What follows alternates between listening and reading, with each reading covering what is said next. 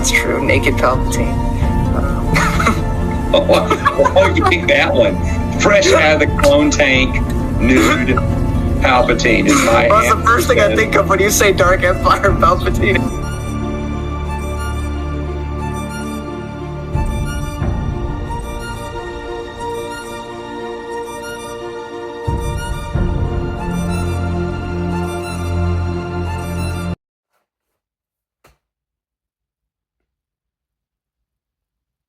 Harry, let me tell you about the stream I was having. Diane, I need to do a book review. If you could kindly, I don't know what you'd ask Diane, to be honest, but Diane, today I have for you The Secret History of Twin Peaks by Mark Frost, who is the co-writer and creator of the show Twin Peaks with David Lynch. So this is kind of his contribution. And what do I say about this? This is a very X-Files sort of conspiracy theory book with little snippets of Twin Peaks in there. It's actually kind of wild. But a lot of this really doesn't have anything to do with Twin Peaks. It has to do with a lot of other stuff, like aliens and governments and the Illuminati and all this other things. And then also, yeah, there's some weird things going on in Twin Peaks. It's kind of bizarre in that sense, but it's also really good. So, also, if you just like secret history stuff, I think you get a kick out of this. So, like the Roswell incident, or the suicide of Clark. I think it was Clark or Lewis. I don't remember. One of the two. And how that was, not a suicide, and all these other. It's just a lot of fun, but it's not really like a story in the typical sense. Like it's more like somebody's reporting all this stuff. So, but it's an interesting read. And if you're a fan of Twin Peaks, you definitely need to after season 1. I'm going to suppose now, if you don't want that, there's the door. Sorry, I was very vague on that, but so we got my phone again. If I can get to it. Statement. A wise man once told me that mystery is the most essential ingredient of life. For the following reason: mystery creates wonder, which leads to curiosity, which in turn provides the ground for our desire to understand who and what we truly are. Search for meaning at the heart of life brings us at the contemplation of eternal enigma. Mysteries are the stories we tell ourselves to contend with life's resistance to our longing for answers. Mysteries abound. This continent, this country, our own earthly origins are all laden with them, underlying our existence, predating all our childish notions of history. Mythology precedes our access to historical scientific fact, and we know now fulfilled much the same function for earlier civilizations, providing meaning in the face of a remorseless and different universe. But in the absence of scientifically verifiable fact, it is necessary to sometimes view them as one and the same. And also, mysteries are as much a part of nature as sunrises. They may not yield to us, but they are freely available for all to wrestle with. The hoarding and withholding of secret knowledge is the trademark of covert societies and governments, for the purpose of concentrating power and resources within the powerful elite, few against the many. These polarities stand in direct opposition to one another. Mysteries enliven existence. Secrets strangle it. The battle continues this day, and the flow of information in any free society depends on the outcome.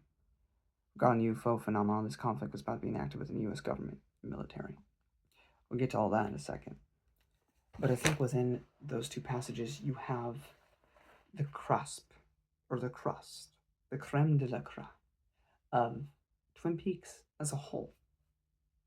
Mark Frost and David Lynch's sort of belief.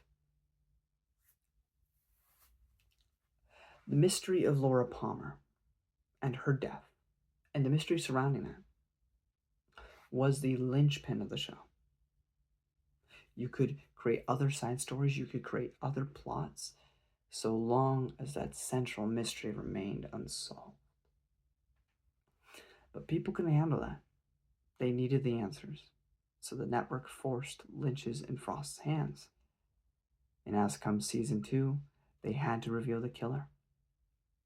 David Lynch always felt if he was going to do that, it would have to be on the final to last episode, if not the last episode itself in its entirety. But that's not what happened. The network won.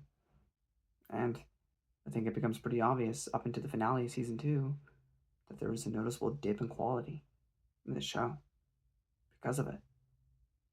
If all that stuff had happened surrounding while Laura's death was still unresolved, it probably would have fit better. But because we learned the truth in season 2 pretty early on, it's just dismantled the rest of season 2, and then season 2 ends on the biggest cliffhanger ever because the show is canceled. And Fire Walk With Me is a prequel and only answers a couple more things and provides more questions.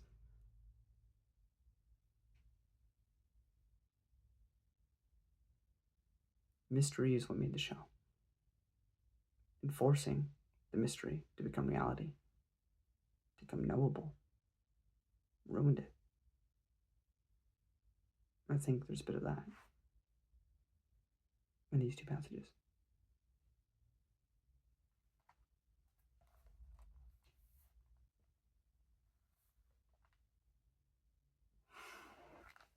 Lewis and Clark meet a tribe that will eventually settle, or are already settled in Twin Peaks. I kind of forgot that.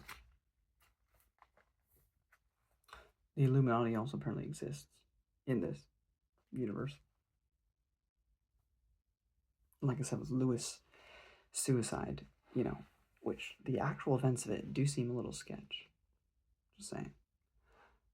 But they use that in the story. And I love when conspiracy theory type of things do that. I love that.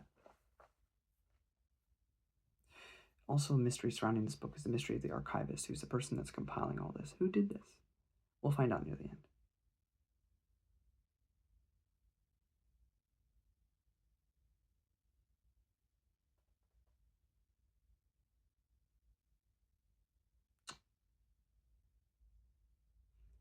Something interesting too, when the whole UFO craze was going on back in the day, the guy who originally said he saw them was misquoted because he said the ships flew like saucers. Not that they looked like saucers, but now through all of pop culture we see the discs.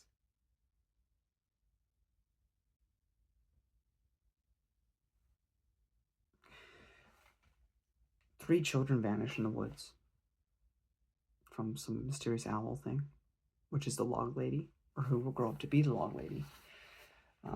Garland, Major Briggs, and that guy from Fire Walk With Me. Something interesting to note. Carl Rod, who's from Fire Walk With Me.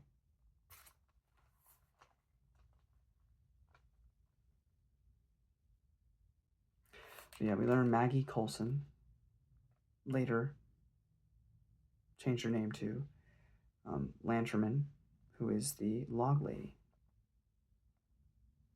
I think it's really funny. There's a novel by Jacoby called The Eye of God.